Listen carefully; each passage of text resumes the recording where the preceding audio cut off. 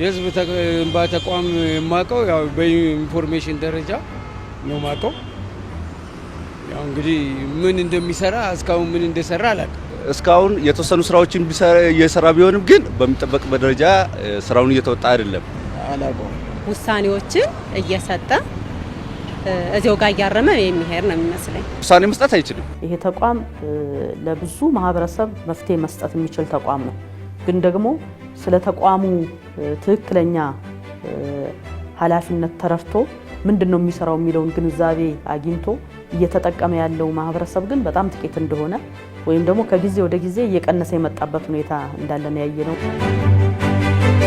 ሀገራት የዜጎቻቸውን ሰብአዊና ዲሞክራሲያዊ መብት ለማስከበር በማለም የተለያዩ ተቋማትን ያቋቁማሉ። የህዝብ እንባ ጠባቂ ተቋም በዓለም አቀፍ ደረጃ ለመጀመሪያ ጊዜ የተቋቋመው በሀገረ ስዊድን በጎርጎሮሲያኑ 1809 ነበር።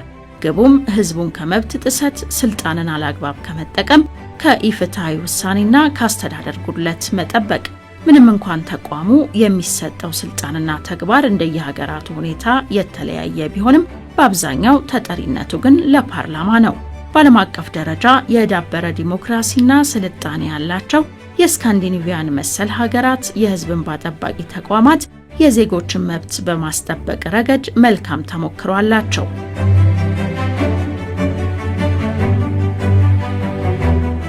የኢትዮጵያ ህዝብ እንባ ጠባቂ ተቋም በ1987 ዓ.ም በወጣው ህገ መንግስት ላይ እንደሚቋቋም በግልጽ በተቀመጠው መሰረት በህግ የተረጋገጡ የዜጎች መብትና ጥቅም በአስፈጻሚው አካል መከበራቸውን የማረጋገጥ ዓላማን አንግቦ የተቋቋመው በ1992 ዓ.ም ነበር። 1987 በወጣው ህገ መንግስት ላይ ይቀመጥ እንጂ ተቋሙን በግልጽ ያቋቋመው ደግሞ አዋጅ ቁጥር 211 1992 ላይ በግልጽ በአዋጅ ተቋቋመ። ነገር ግን ስራ የጀመረው ደግሞ ከመረጃዎች ስናይ በ97 ዓመተ ምህረት ነው። በ1997 ህጋዊ ተቋም ሆኖ ኦፊስ ተከፍቶለት ስራውን እንደጀመረ ነው መረጃዎች የሚያሳዩ። እንባ ጠባቂ ማለት ያው ሰዎች ችግር ሲፈጠርባቸው ያው የተለያዩ ሮሮችን ያሰማሉ፣ ያለቅሳሉ። ያንን ነገር ለማከም የተቋቋመ ተቋም እንደሆነ ነው የማውቀው። እንባ ተቋም ማለት ያው ስለ ህዝብ የቆመ ነው። እንግዲህ ህዝብ ከቆመ ህዝብ አካባቢ ላዩ ይገባል። የተቋቋመበት ዋናው ዓላማ በህግ ለሰዎች የተረጋገጡ መብቶችና ጥቅሞች በአስፈጻሚ አካላት እና ኃላፊዎች እንዳይጣሱ እና በተለይ የህግ የበላይነትን መሰረት ያደረገ ጥራት፣ ቅልጥፍናና ውጤታማ የሆነ አገልግሎት፣ መልካም አስተዳደር እንዲሰፍን ይህን ጉዳይ በበላይነት እንዲቆጣጠር እንዲመራ ታስቦ ነው የተሰራው። የህዝብ እንባ ጠባቂ ተቋም የመንግስት ተግባራት ለህብረተሰቡ ይበልጥ ግልጽ የሆኑ ዘንድ አስተዳደሩን ለህዝብ ተጠያቂ በማድረግና የህዝብ አስተዳደርን በማሻሻል ረገድ ጠቃሚ ሚና ይጫወታል። ይህንን መሰረት አድርጎም የኢትዮጵያ ህዝብ እንባ ጠባቂ ተቋም በ3 አዋጆች ላይ እንዲሰራ ስልጣን ተሰጥቶታል።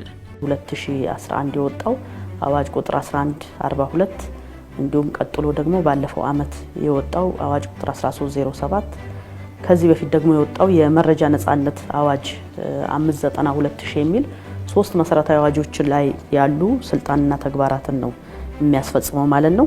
እንግዲህ በዋነኛነት የዚህ ተቋም ስራዎች 4 መሰረታዊ ስራዎች ነው ያሉት። አንዱ አስተዳደራዊ በደል ሲፈጸም ያንን በደል መርምሮ እስከ መጨረሻው የመፍትሄ ሀሳብ ለሚመለከተው አካል የማቅረብ ስልጣን አለው። ሁለተኛው የቁጥጥር አስተዳደራዊ በደል የደረሰባቸው ዜጎች ወደኛ ከሚያመጧቸው ጉዳዮች መነሻ ያደረገ ወይም ደግሞ ችግር አለበት ብለን ያሰምነውን ተቋም ሄዶ ቁጥጥር አድርጎ ተቋሙ ጋር ያሉትን አስተዳደራዊ በደል የሚመስሉ ጉዳዮችን እንዲታረም የማድረግ ኃላፊነት አለበት። በአገሪቱ የተሻለ የህዝብ አስተዳደርም እንዲኖር ጥናትና ምርምር በማድረግም የተሻለ መንገድ ሊፈቱ የሚችሉበትንም ስርዓት ያመላክታል። ተቋማት በእጃቸው ያሉ መረጃ ለመረጃ ጠያቂዎች መስጠት የመጀመሪያው ግዴታቸው ነው። ሁለተኛው ግዴታቸው በእጃቸው ያሉ መረጃ ወይም ደግሞ የህዝብን ጥቅም የሚመለከቱ መረጃዎችን አስቀድሞ መረጃ ጠያቂ ከመምጣቱ በፊት ይፋ ማድረግ ነው፣ ለማህበረሰቡ ተደራሽ ማድረግ ነው የሚጠበቅባቸው። ከዚህ አንፃር እኛ በዚህ አግባብ የተከናወነ ነው የሚለው ነገር ነው ክትትልና ቁጥጥር የምናደርገው። በመንግስት አስፈጻሚ ልማት ድርጅቶችም የግል ድርጅቶች ውስጥ የሚፈጸሙ አስተዳደራዊ በደሎችን ተቀብሎ ያው ያጣራ መፍትሄ ሀሳብ እየሰጠ ተከታትሎ ያስፈጽማል ማለት ነው። በዋናነት ስልጣኑ ይሄ ነው።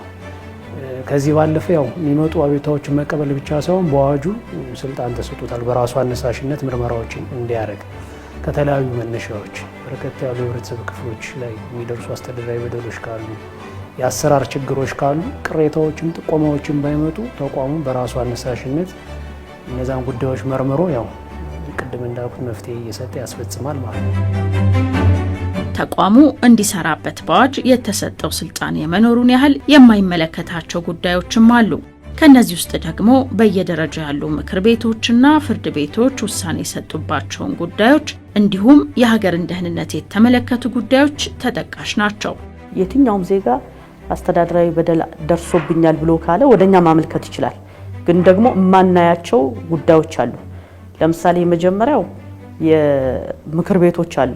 የተወካዮች ምክር ቤት፣ በየደረጃ ያሉ የክልል ምክር ቤቶች፣ እነኚህ ምክር ቤቶች የሚያወጧቸው ህጎች አሉ፣ የሚወስኗቸው ውሳኔዎች አሉ። እነኚህ በህግ አውጭነታቸው ያወጧቸው ወይም የሰጧቸው ውሳኔዎችን ማየት አንችልም።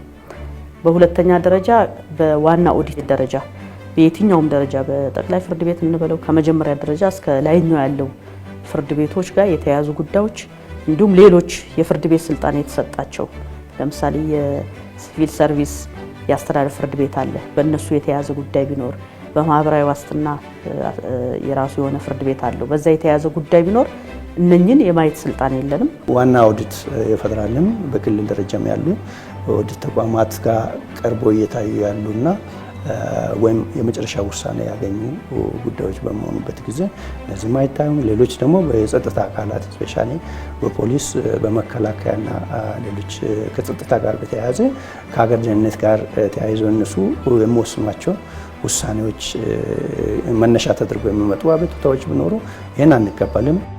የኢትዮጵያ ሕዝብ እንባ ጠባቂ ተቋም በዓለም አቀፍ ደረጃ ከሚገኙ 3 አይነት የሕዝብ እንባ ጠባቂ ሞዴሎች ውስጥ አንዱ የሆነውን ፓርላሜንታዊ ሞዴልን ይከተላል። ይህ ሞዴልም ውሳኔ መስጠት ሳይሆን የመቆጣጠር፣ የመፍትሄ ሀሳብ የማቅረብና የማማከር አማራጭን ይወስዳል። ይሁንና ተቋሙ ውሳኔ መስጠት ስልጣን አይኖረው እንጂ በተቋሙ የቀረቡ የመፍትሄ ሀሳቦችን በማይተገብሩት አካላት ላይ ግን አስገዳጅ መንገዶችም አሉት። ልክ እንደ ሌሎች የሰብአዊ መብት ብሔራዊ ተቋማት ዓለም አቀፋዊ ባህሪ አለው። ያ ማለት ምንድነው? እንባ ጠባቂ ተቋም ወይም ኦምቡድስማን የሚባለው በዓለም አቀፍ ደረጃ የሚታወቀው ነገሮችን በማሳመን ተጽዕኖ በመፍጠር ነው ጉዳዮችን የማስፈጸም ስልጣን ያለው እንጂ እንደ ፍርድ ቤት አስገዳጅ ውሳኔ በመስጠት የማይወስን አካል ካለ በማሰር ወይም ሌሎች ቅጣቶችን በመጣል አይደለም። በዋናነት ሌሎች ሀገራት ላይም እንደዛ ነው ስራውን የሚያከናውኑ። ያው ሶፍት ፓወር ነው ያለው ይባላል። በአብዛኛው የሚሰጠው ሪኮሜንዴሽን ስለሆነ የሚሰጡ ምክረ ሀሳቦች መሰረት የማይፈጽሙ ተቋማት ካሉ አንደኛው ልዩ ሪፖርት ለሕዝብ ተወካዮች ምክር ቤት በማቅረብ በሕዝብ ተወካዮች ምክር ቤት ደግሞ በቋሚ ኮሚቴዎች በኩል የተሰጡ ምክረ ሀሳቦች እንዲፈጸሙ ግፊት ያደርጋል።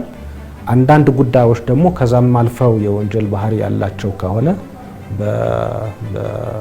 በክልሎች እና በፌዴራል በኩል በተቋቋሙ የፍትህ ተቋማት ክስ እንዲቀርብ ኢቭን የወንጀል ክስ እንዲቀርብ ማድረግ ይቻላል። በሶስተኛ ደረጃ ደግሞ እንዲጎላ ያሉ ጉዳዮችን በተመለከተ ለሚዲያ በማቅረብም ተጽዕኖ በማሳደር በኩል እነዚህ መንገዶች በመተግበር የሚሰጡ ምክረ ሀሳቦች እንዲተከበሩ የሚያደርግባቸው መንገዶች ናቸው። የማስፈጸሚያ መንገዶችን ተቋሙ በአዋጅ ለማስቀመጥ ሞክሯል። እሱም ምንድነው? አንደኛ ተቋሙ የሚሰጠው መፍትሄ ሀሳብ ያለ በቂ ምክንያት የማይፈጽም አካል ካለ ወይም ለተቋሙ ስራ የማይተባበር አካል ካለ በወንጀል እስከ መጠየቅ ድረስ ያደርሳል። ያ ማለት ምንድነው? እስከ 10,000 ብር በሚደርስ ቅጣትና እስከ 7 ዓመት በሚደርስ እስራት ያስቀጣል። በፍርድ ቤት ታግዶ ከሆነ የፍርድ ቤት ጉዳይ ነው ብልሽ ፈልጌ ዶክተር የፍርድ ቤትን ጉዳይ ደግሞ በእኛ አዋጅ ማለት ነው 1142/2011 እና የተሻሻለው ደግሞ 1307 በፍርድ ቤት እየታየ ያለን ጉዳይ ማለት ነው እኛ ማየት አንችልም፣ ስልጣናችንም አይደለም። ዜጎች የተለያዩ አቤቱታዎችን ይዘው የተቋሙን በር ያንኳኳሉ። እነዚህ አቤቱታዎች በተቋሙ ስልጣን ስር የሚወድቁ አሊያም የተቋሙ ስልጣን የተሻገሩ ሊሆኑ ይችላሉ። በተያዘው ዓመት ብቻ 1800 የሚደርሱ ባለጉዳዮች ወደ ተቋሙ አምርተዋል። ከነዚህ ውስጥ ደግሞ አብዛኞቹ ጉዳዮች ከይዞታ መብት፣ ከስራ ዋስትናና መንግስታዊ የሆኑ አገልግሎቶችን በአግባቡ ካለማግኘት ጋር የተያያዙ ናቸው። በአብዛኛው ከመሬትና መሬት ነክ ጋር የተያያዙ የመሬት ይገባኛል ከካሳ አከፋፈል ጋር ከመሳሰሉት ከንብረት ጋር የተገናኙ በጣም ቁጥሩ ሰፊ ጉዳይ ነው የሚመጣው። ሁለተኛው ከአገልግሎት አሰጣጥ ጋር ተገቢውን አገልግሎት በዚህ ተቋም ተገቢውን አገልግሎት አላገኘውም ከሊ በሚባል ተቋም እንደዚህ በሚባል ማህበረሰብ ውስጥ ያለ ተቋም ብሎ ከአገልግሎት አሰጣጥ ጋር የሚመጡ አሉ። ሌላኛው መሰረታዊ ችግር ደግሞ ከአሰሪና ሰራተኛ በተለይ ተቋማት ሰራተኛን ሲያስተዳድሩ ከቅጥር ከዝውውር ከመሳሰሉት ጋር የተገናኙ ከጡረታ ጋር የተገናኙ በጣም በርካታ ጉዳዮች ነው የሚመጡት። እንግዲህ እነኚህ ጉዳዮችን ለማስፈጸም ተቋሙ ምን ያህል ተጽዕኖ ፈጣሪ ነው ምን ያህል እየሰራ ነው የሚለው እንግዲህ በስራ ላይ በየአመቱ ከጊዜ ወደ ጊዜ እየቀነሰ የመጣ ቢሆንም ግን ደግሞ አሁንም በአመት እስከ 1800 የሚሆኑ ጉዳዮች ናቸው ወደ ተቋሙ መጥቶ የሚታዩት። በዚህ አመት ከቀረበው አቤቱታ መካከል በተቋሙ ስልጣን ስር የሆነና ደረጃውን ጠብቆ ስንል ያው የኛ ማቋቋሚያ አዋጅ ላይ በግልጽ አስቀምጧል። አንድ አቤቱታ ለተቋሙ ከመቅረቡ በፊት ለሚመለከተው አስተዳደር አካል ቀርቦ ምላሽ ወይም ውሳኔ ካላገኘ ወይም የተሰጠው ምላሽ ወይም ውሳኔ ተገቢ ካልሆነ ነው ወደኛ መቅረብ ያለበትና እነዚህ ሁለቱን መስፈርቶች በስልጣናችን ስር ሆኖ ደረጃውንም ጠብቀው የቀረቡት ወደ 883 አቤቱታዎች ናቸውና እነዚህ ያው የምርመራ መዝገብ ከፍተን እያጣራን ነው። ከአምና በጀት ዓመት ሳይጠናቀቁ የዞሩ ወደ 213 አካባቢ መዝገቦች አሉ። ሁለቱን ደምረን ወደ 896 መዝገቦች ላይ በዚህ ዓመት ምርመራ አከናውነናል። ከዛ ውስጥ ወደ 574 መዝገቦች እልባት እንዲያገኙ ተደርጓል። እልባት ማለት ያው ተመርምሮ አስተዳደር በደል የሌለባቸው በደል የለም በሚል እንዲወሰኑ ተደርጓል። በድርድር ደግሞ የፈታናቸው አሉ።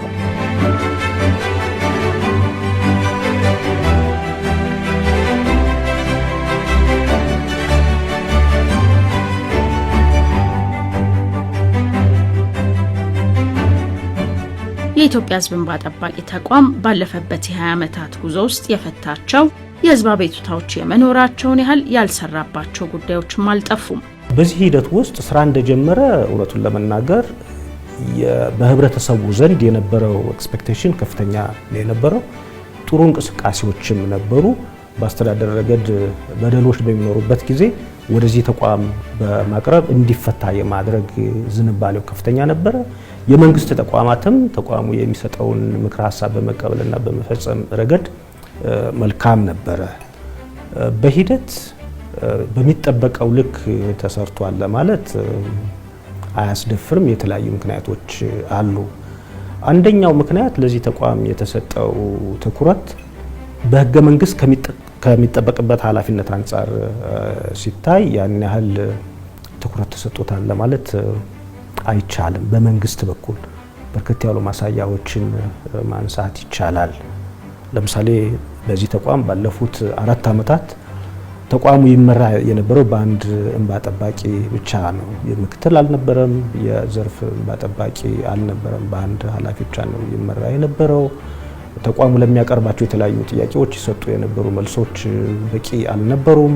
ማህበረሰቡ ሙሉ እንትን ይዞ ነው መረጃ ይዞ ነው ወይ የሚመጣው አውቆት ነው ወይ የሚፈልገውን ነገር አውቆት ነው ወይ የሚመጣው የሚለው ነገር ደረታችን ነፍተን አይ ሙሉ ለሙሉ በጥሩ ሁኔታ እየተገበርን ነው ለማለት የሚያስቸግሩ ነገሮች አሉ። በተለያየ ጊዜ አዋጅ ማሻሻያዎች አድርገናል። አዋጆችን እያሻሻል አፈጻጸሙ የተሻለ የሚሆንበትን ሁኔታ ጥረት ለማድረግ ሞክረናል። አሁን ከምንሰጣቸው መፍትሄ ሀሳቦች መካከል እስከ 70% የሚሆነው ቀጥታ ይፈጸማል አሁን ባለው ሁኔታ። ቀሪው 30%ን ደግሞ አሁን ባልኩሽ አግባብ በወንጀል በማስጠየቅ በሚዲያም በማጋለጥ ለምክር ቤት ልዩ ሪፖርት በመላክም ለማስፈጸም ጥረት እናደርጋለን እና ህብረተሰቡ በሚፈልገው ልክ እና አሁን ካለው የአስተዳደር በደል ስፋት አንጻር ተቋሙ በቂ ስራ ሰርቷል የሚል ግምገማ እኛም የለን። ግን ደግሞ ያከናወናችሁ በጣም በርካታ ጥሩ ነገሮች አሉ። በርካታ ችግራችሁ የተፈታላችሁ ሰዎች በዚህ ተቋም ስራ በርካቶች አሉና ስራዎችን እያከናወነ ያለነው ከዚህ አግባብ ነው ለማለት ነው። የመረጃ ነፃነትን ለማስተግበር ተግዳሮቶቹ በሁለት መልኩ የሚታዩ ናቸው። አንደኛው ህጉ በራሱ ልል ህግ ነው። ምክንያቱም አስገዳጅነት የለውም። ለተቋሙ ይቆጣጠራል፣ ክትትል ያደርጋል፣ ግብረ መልስ ይሰጣል ይላል እንጂ ግብረ መልስ ከተሰጠ በኋላ ግብረ መልሱን በማይፈጽሙት አካል ላይ ምን አይነት እርምጃ ይወሰዳል የሚለው ላይ ግልጽ አይደለም። ሪፖርት ይቀበላል፣ ሪፖርት ባይልኩስ ምን ያደርጋል የሚለው ነገር ላይ አሁንም ክፍተት አለበት። ስለዚህ ህጉ በራሱ ልል የመሆኑ ጉዳዮች አሉበት፣ ወይም ደግሞ አስገዳጅነት ባህሪ የለውም ህጉ። ያ በእኛ ሀገር የሚስጥራዊነት ባህል ላይ ሲደማመርበት ደግሞ የህጉ ክፍተት የበለጠ ለአቢዩዝ የተጋለጠ ሆኖ ተገኝቷል። አማራጮችን በሙሉ ተጠቅሞ ራሱን ከማስተዋወቅ ተደራሽ ከማድረግ አንጻር ህዝቡ በዚህ ተቋም ላይ አመኔታ እንዲኖረው ከማድረግ አንጻር የተሰሩ ስራዎችንም በደንብ አውጥቶ ከማሳየት አንጻር ውስንነቶች እንዳሉ ያየንበት ሁኔታ አለ።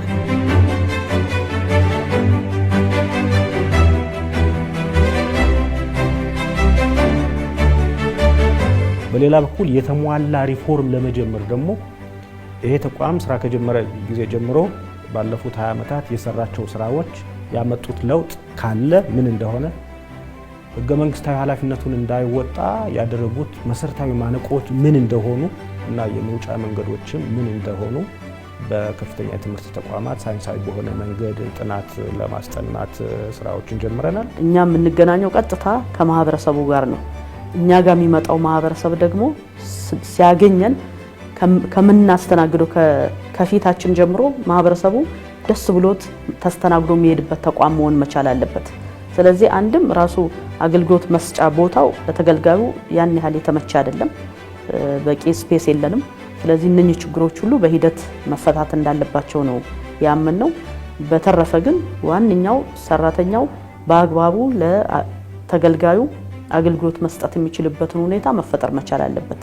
ያ እንግዲህ ከስነ ምግባርም ከእውቀትም ጋር ያሉ ችግሮች ሲፈቱ ነው እነኚህን የማህበረሰቡን ችግርኛም መፍታት የምንችለው የሚል እምነት አለን። ከዛ ውጭ ግን ማህበረሰቡ ጋር ደግሞ መሰረታዊ ችግር እያጋጠመን ያለን የኛ ስልጣን ያልሆኑ እኛም ማንፈታቸው ጉዳዮች በስፋት ይመጣሉ። ሀገር በትውልድ ቅብብል ውስጥ በተቋማት የተቀናጀ ስራ ታድጋለች። የአንዱ ተቋም የተቋቋመለትን ዓላማ በቅጡ መከወን ሌላውን በተመሳሳይ ጉዳይ ላይ የሚሰራውን ተቋም የሚያግዘው በብዙ ነው። ሌሎች አካላት ጋር ተመሳሳይ ተልዕኮ ካላቸው ባለድርሻ አካላት ጋር በቅንጅት ከመስራት አንጻር ተቋሙን ከመሸጥ ከማስተዋወቅ የተሰጠውን ኃላፊነት አሁን ማንዴቱ በጣም ሰፍቷል፣ ጨምሯል። የግል ድርጅቶቹንም አካባቢ የሚፈጸሙ የአስተዳደር በደሎችን አቤቱታ ተቀብሎ እስከ መመርመር ነው አሁን በአዲሱ አዋጅ የተሰጠን። ይህን ስራ ለመስራት ተቋሙ ከሌሎች ባለድርሻ አካላት ጋር ቅንጅታዊ አሰራሩ በጣም የተጠናከረ መሆን አለበት። ይሄ ተቋም ልታይ ወይ ደግሞ እንዳጋር ተቋም ልታይ የሚችል ነው። ብዙዎቹ የአስተዳደር ጥሰቶች ለሰብአዊ መብቶች ጥሰቶችን ሊያጋልጡ ይችላሉ። አስተዳደራዊ በደሎች እንዳይከሰቱ ማድረግ ወይ ደግሞ ሲከሰቱ እርምጃዎች እንዲወሰዱ ማድረግ፣ ሰብአዊ መብቶችም እንዲከበሩ የራሱ አስተዋጽኦ ይኖረዋል። ከዚህ አንፃር በጣም አስፈላጊና ወሳኝ የሆነ ተቋም ነው ብለን የምንቀበለው። ባገኘው የምርመራ ውጤት መሰረት ሁለት አካላት ቁጭ አድርጎ አደራድሮ የመፍትሄ አካል የሚሰጥ ተቋም ስለሆነ ሌላ የጊዜንም የገንዘብንም ፍርድ ቤት ሄዶ ምክርክር የማድረግን ጊዜውን ይቆጥባል። ስለዚህ አንድ የፍትህ መስጫ አካል ስለሆነ ሰፊ የሆነ የክርክር የጊዜ ምናምን የሚፈጀውን ነገር ያስቀርልናል ማለት ነው። ስለዚህ አንዱ የፍትህ መስጫ አካል ነው። ከዛ ፍትህ የማግኘት መብትንም ያስከብራል።